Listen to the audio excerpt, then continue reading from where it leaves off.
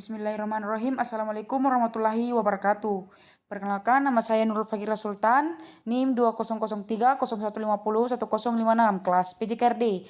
Baik, saya akan mempresentasikan PowerPoint yang sudah saya buat di mata kuliah belajar motorik tentang bagaimana itu memotivasi. Slide pertama adalah motivasi adalah proses memberi semangat, arah, dan kegigihan perilaku. Artinya, perilaku yang termotivasi adalah perilaku yang penuh energi, terarah, dan bertahan lama. Motivasi adalah usaha yang sadari oleh pihak guru untuk menimbulkan motif pada diri siswa yang menunjang ke arah tujuan belajar.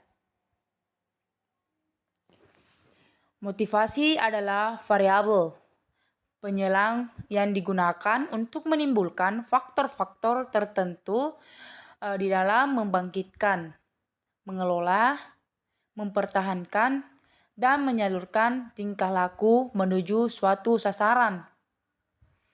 Motivasi adalah kekuatan yang mendorong seseorang melakukan sesuatu untuk mencapai suatu tujuannya. Ini adalah poin yang pertama. Lanjut, slide kedua. Bagaimana memotivasi? Seorang siswa yang tidak termotivasi sama sekali tidak akan pernah mau berlatih. Dan karenanya, hasil latihan atau belajar tidak akan maksimal. Sebaliknya, siswa yang termotivasi akan menghabiskan waktu dan usahanya untuk melakukan tugas yang diberikan dengan latihan yang lebih serius, yang mengerahkannya pada pembelajaran yang lebih efektif.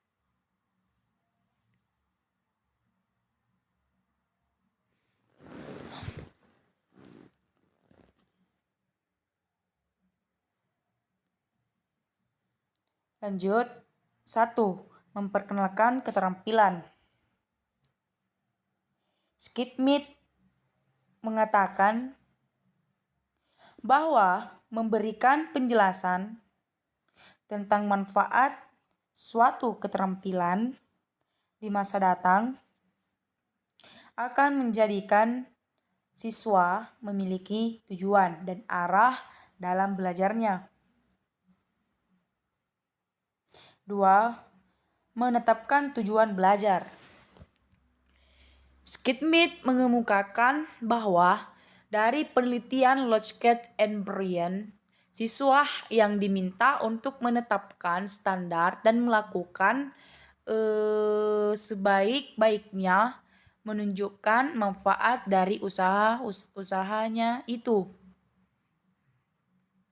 Dari hal tersebut, jelas bahwa dipaksa untuk komit pada diri sendiri terhadap suatu tujuan merupakan motivasi yang sungguh-sungguh kuat. Namun demikian, dalam hal ini setiap guru harus menyadari bahwa standar atau tujuan yang ditetapkan tersebut haruslah realistis, sesuatu yang dapat dicapai melalui latihan dan usaha. Lanjut, 3. Knowledge of result.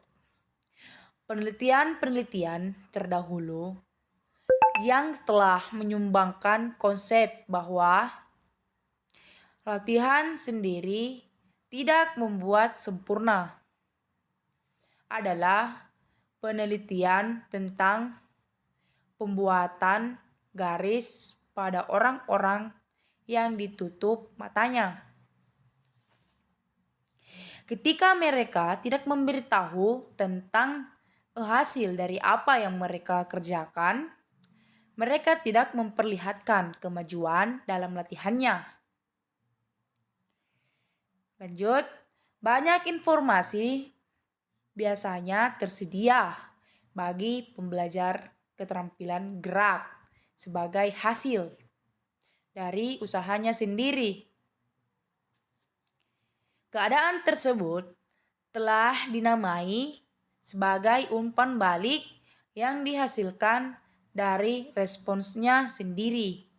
Responser produced feedback. Hal tersebut kita ketahui manakala gerakan kita terasa enak dan dapat melihat bahwa objek yang kita gunakan mengenai target.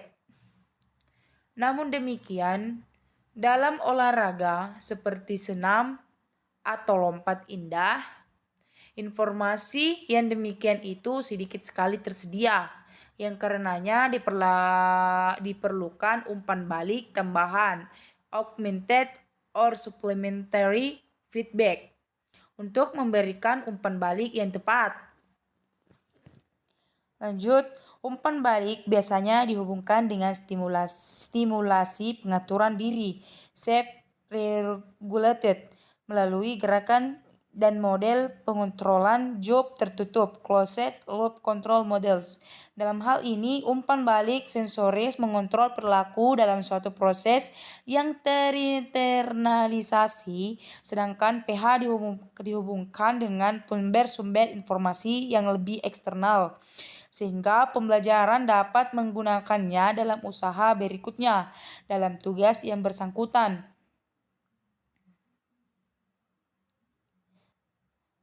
B. Memberikan tugas. 1. Pemberian instruksi. Memberikan instruksi adalah peristiwa umum dalam hampir setiap pengajaran. Instruksi tersebut biasanya diucapkan, meskipun bisa juga dituliskan, dan memberikan informasi tentang aspek yang paling penting dari suatu keterampilan.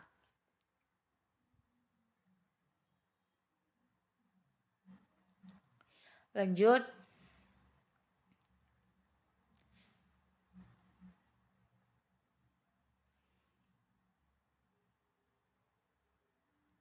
Sanger 1980 mencatat bahwa pemberian instruksi ini harus meliputi 4 hal berikut, yaitu 1. Terus-menerus memberikan instruksi dan arah. 2. Hanya digunakan sebagai teknik transfer nilai pra-latihan pre-training.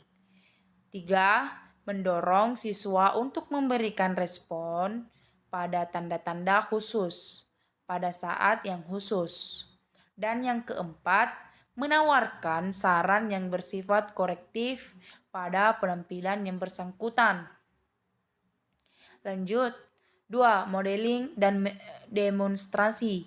Media yang paling baik dalam pemberian instruksi pelatihan adalah alat-alat bantu visual, seperti gambar dari suatu teknik atau keterampilan yang benar, klip film, video, atau demonstrasi oleh kawan sekelas atau oleh guru sendiri modeling. Demonstrasi dan modeling tidak bisa efektif jika siswa sendiri sebagai pengamat tidak menaruh perhatian. Bandura dalam bab terdahulu berulang kali menekankan bahwa jika perilaku modeling tersebut diharapkan efektif, maka siswa harus memberikan perhatian pada gerakan yang ditampilkan. Kemudian mencoba menahan gambaran contoh tadi dalam bentuk simbol atau kata-kata, sebelum semua gerakan yang dipelajari tadi dapat ditampilkan ulang oleh siswa sendiri. 12. Pra-siswa harus disadarkan untuk mengamati contoh yang diberikan dengan perhatian penuh. 2. Guru harus menyampaikan informasi yang optimal yang dapat diproses oleh kemampuan siswa. 3. Demonstratif tersebut akan memberikan efek yang lebih baik jika diulang lebih dari sekali. Yang keempat, akan sangat membantu jika dapat menampilkan demonstrasi dalam bentuk film. Dan yang terakhir adalah teknik latihan fisik dan motorik. 1. Latihan stimulator. 2. Latihan gerak lamban. Teknik latihan mental. 1. Praktik mental dan pembayangan mental. Baik, itulah tadi PowerPoint yang sudah saya buat. Terima kasih. Wassalamualaikum warahmatullahi wabarakatuh.